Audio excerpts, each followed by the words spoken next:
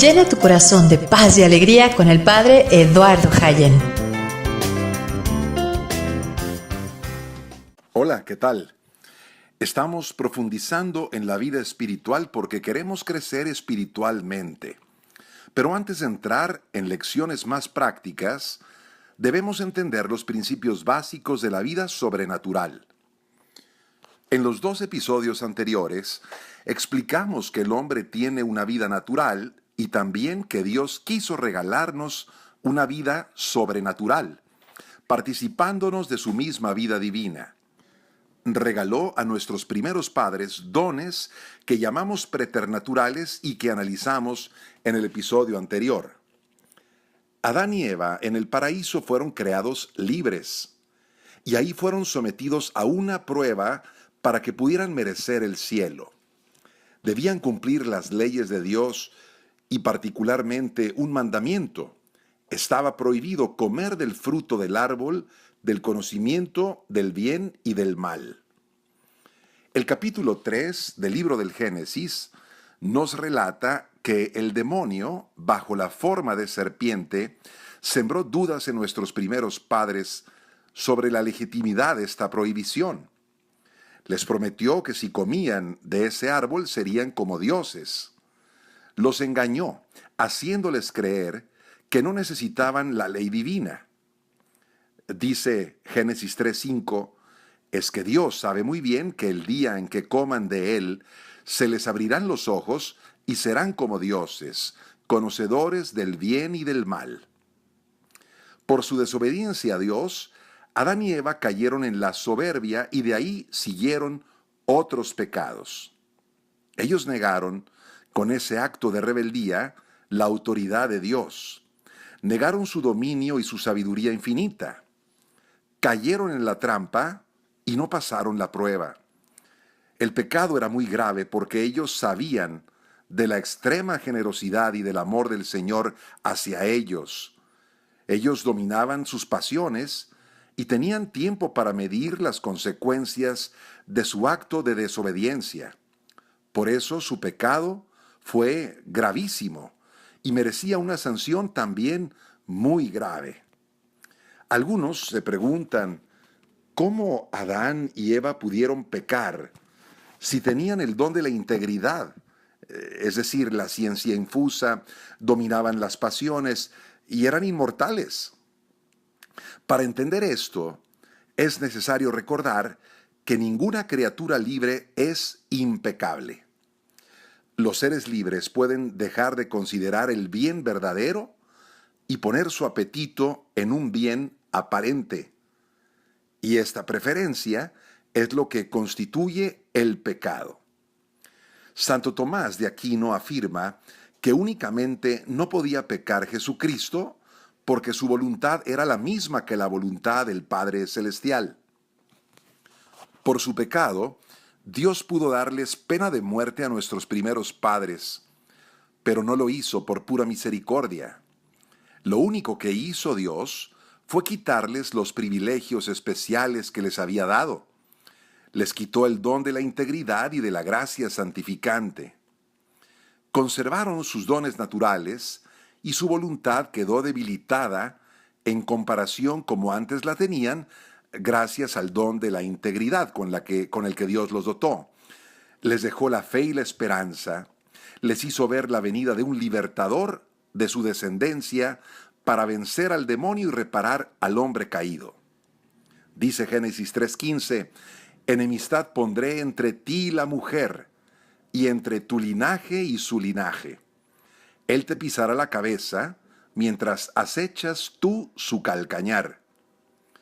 Movió sus corazones Dios a la penitencia, y vino el tiempo en que les perdonó su pecado. La consecuencia del pecado de Adán fue que su descendencia habría de nacer privada de la santidad original con que el hombre fue creado.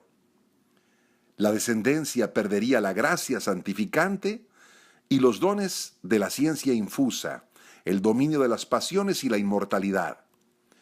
Se perdió el patrimonio familiar de la raza humana.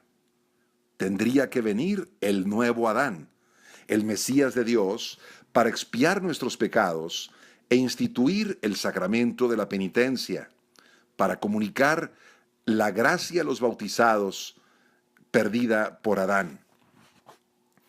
A lo que llamamos el pecado original es a la privación de la gracia santificante con la que nacemos los seres humanos.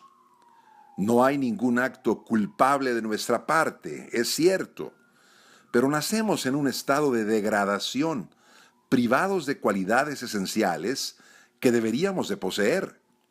Por eso, este estado es una mancha, una suciedad moral que nos excluye del reino de los cielos.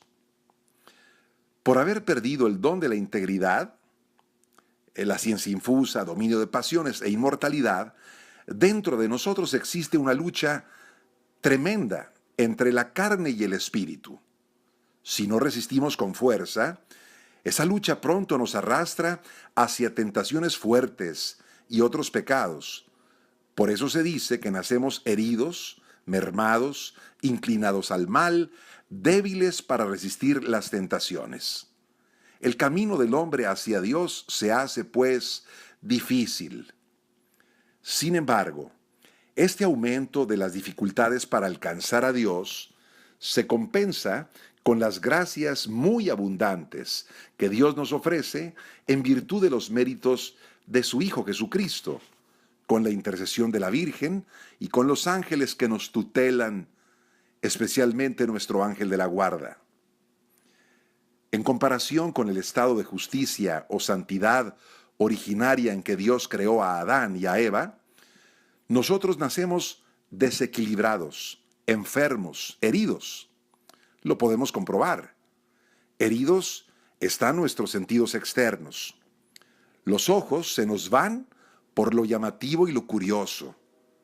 Los oídos están prestos siempre a escuchar novedades. El tacto busca sensaciones agradables sin importar las leyes morales. En nuestros sentidos internos, la imaginación se nos desboca y crea muchas representaciones sensuales. Las pasiones se nos desbocan hacia los bienes sensibles sin que nos importe mucho su aspecto moral. Estas inclinaciones parecen irresistibles a veces, pero sí las podemos resistir, porque Dios nos dio voluntad. Podemos, con fuerzas y estrategias, lograr sujetar esas rebeldías nuestras. Pero también el pecado original trajo consecuencias para nuestras facultades superiores. Nuestra inteligencia, aunque sigue siendo capaz de conocer la verdad, tiene que hacer un trabajo fatigoso. Muchas veces se confunde. No corremos hacia Dios y hacia las cosas divinas, sino que tendemos a centrarnos en las cosas creadas, sin conectarlas con su origen, que es Dios. Las cosas de la tierra nos atan fácilmente y olvidamos aquellas cosas del cielo y de la eternidad. Pero también estamos propensos al error. Fácilmente nos llenamos de prejuicios, las pasiones nos mueven y así nos cegamos para no ver la verdad. Caemos en errores tantas veces. Nuestra voluntad, en vez de someterse a la voluntad de Dios, nos empuja a ser independientes. Nos cuesta mucho obedecer a Dios y aún más a los representantes del Señor. Somos flojos, inconstantes para hacer el bien y nos dejamos arrastrar fácilmente por los sentimientos. Las consecuencias del pecado original las describe muy bien San Pablo en su carta a los Romanos en el capítulo 7, cuando dice: «Y así no hago el bien que quiero, sino el mal que no quiero. Pero cuando hago lo que no quiero, no soy yo quien lo hace, sino el pecado que reside en mí. De esa manera vengo a descubrir esta ley. Queriendo hacer el bien, se me presenta el mal. Porque de acuerdo con el hombre interior me complazco en la ley de Dios, pero observo que hay en mis miembros otra ley que lucha contra la ley de mi razón y me ata a la ley del pecado que está en mis miembros. ¡Ay de mí!», dice Pablo. ¿quién podrá librarme de este cuerpo que me lleva a la muerte? Gracias a Dios por Jesucristo nuestro Señor. En una palabra, con mi razón sirvo a la ley de Dios, pero con mi carne sirvo a la ley del pecado. De esta manera, entendemos la propensión y la debilidad de nuestra carne ante las tentaciones. Sin embargo, ante nuestra enfermedad, Dios quiso darnos la medicina, y de ello vamos a hablar en nuestro próximo episodio.